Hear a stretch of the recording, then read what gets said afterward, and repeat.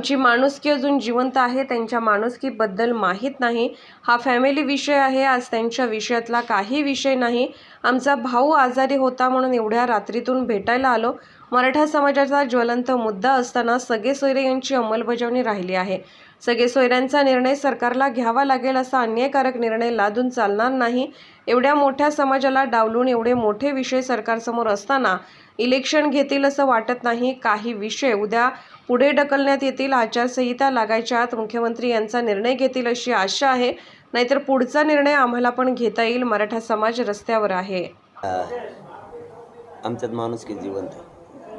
त्यांच्या माणुसकीबद्दल आम्हाला नाही माहिती, परंतु एकमेकांचा जीव दुःखात असताना, ते आजारी असताना आपण त्यांना भेटलं पाहिजे. आणि आज काय तो विषय नाही.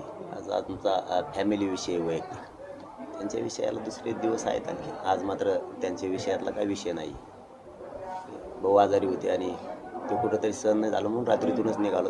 त्यांना आपण भेटलं पाहिजे, तर तेवढा एकच उद्देश घेऊन आलो.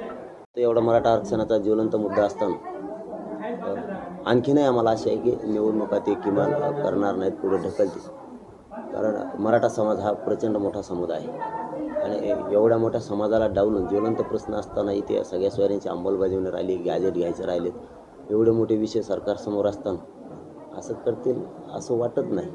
काही निर्णय उद्यातून पुढे ढकलण्याचा करतील अशी आशा आहे. नसता मग जे विषय राहिले ते आचारसंहिता लागायच्या आत मुख्यमंत्री आणि उपमुख्यमंत्री निर्णय प्रक्रिया त्याची पूर्ण करतील अशी आशा आहे. कारण नसता पुढचा निर्णय आम्हाला पण घ्यावा लागणार आहे. मराठा समाजाच्या पदरात पडणारं आरक्षण जर मराठ्यांच्या पोरांना मिळवून द्यायचं असलं आणि सरकारनं जर जाणून बुजून पुन्हा एकदा निवडणूकच लादली आणि आपली सगळ्या सोयऱ्यांची अंमलबजावणी नाही केली, तर यांचा जीव आपल्याला ओळखावा लागणार. हे नेमका कशात आहे? तर प्रत्येक राजकारण्यांचा जीव हा सत्तेत गुंतलेला आहे. सत्ता आणि त्याभोवती फिरणारे सगळे त्यांचे चक्र, आर्थिक असतील, सामाजिक असतील, सगळे त्यांना गुलालच न लागू देणं हे मराठ्यांना काम करावं लागणार. त्याशिवाय मराठ्यांना